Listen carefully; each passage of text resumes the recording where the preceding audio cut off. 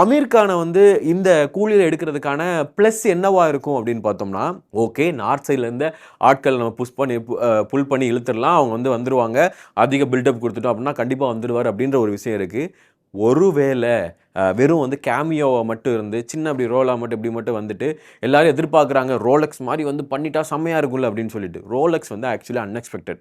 அது நமக்கு தெரியவே தெரியாது. அதனால தான் அது வந்து செம்ம ஹிட்டு செம்ம வைபு. ஆனால் இப்போ அமீர் கான் இருக்கிறாருன்னு தெரிஞ்சிருச்சு. அப்போனா அமீர் கானுன்ற ஒருத்தரை உள்ள தாஹா அப்படின்ற கேரக்டர் வந்து கொடுத்துருக்குறாங்க.